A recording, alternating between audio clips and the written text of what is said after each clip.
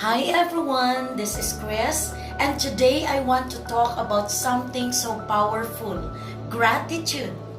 Gratitude is more than just saying thank you. It's a mindset, it's a way of life, and it can change everything. Alam mo ba, when you choose to focus on what you're thankful for, your whole energy changes. Bigla ka na lang nagiging mas kalmado, mas masaya, at mas payapa. Kahit hindi perfect ang buhay, kahit may challenges, kahit may mga bumps along the road, kapag may pasasalamat ka sa puso mo, you will always find hope. Hindi mo kailangang maghintay ng malaking blessing bago magpasalamat.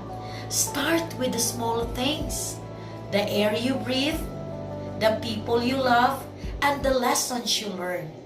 Kasi when you're grateful for the little things, God trusts you with bigger things. Gratitude opens the door to more blessings.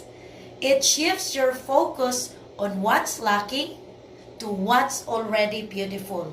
I'm grateful every single day for my family, for my work, for the chance to build a digital business from home, for the people I meet on this journey.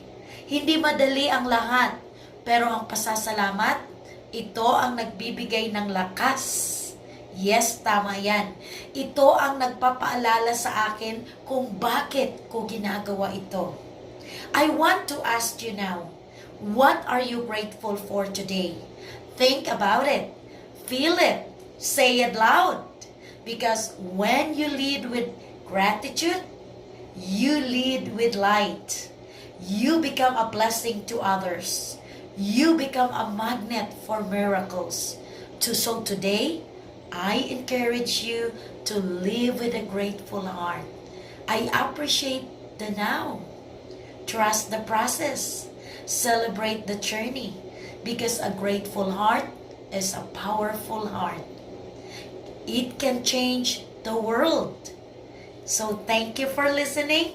Thank you for being there, for being here, and thank you for choosing to live with gratitude. This is Chris reminding you, gratitude changes everything.